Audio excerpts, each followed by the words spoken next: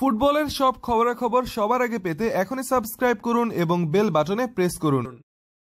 টানা 2 হারের পর জয়ের দেখা পেয়েছে লিভারপুল।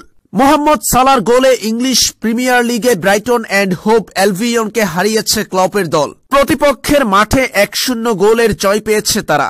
গত 3 জানুয়ারি লিগে ম্যানচেস্টার সিটির কাছে 2-1 গোলে হারের 4 দিন পর এফএ কাপের তৃতীয় রাউন্ডে উলভারহ্যাম্পটনের কাছে একই ব্যবধানে হেরেছে লিভারপুল। প্রথমার্ধে গোলশূন্য ড্র হওয়া ম্যাচে দ্বিতীয়ার্ধের 5ম মিনিটে মোহাম্মদ সালার সফল স্পট কিক থেকে জয় পায় লিভারপুল। এদিকে লিভারপুলকে মোহাম্মদ সালাহ জয় এনে দিলেও ক্রিস্টিয়ানো রোনালদোকে ছাড়াই জিতেছে জুভেন্টাস। বলোনিয়াকে হারিয়ে ইটালিয়ান কাপের কোয়ার্টার ফাইনালে উঠেছে আল্লেগ্রির দল। এই ম্যাচে ক্রিস্টিয়ানো রোনালদোকে বসিয়ে রেখেই খেলতে নেমেছে জুভেন্টাস। প্রতিপক্ষের মাঠে শেষ 16 ম্যাচটিতে 2-0 গোলে জিতেছে জুভেরা। অবশ্যই শেষের দিকে ম্যাচের 62তম মিনিটে বদলি হিসেবে মাঠে নেমেছেন রোনালদো। আক্রমণ করলেও গোলের দেখা পাননি তিনি।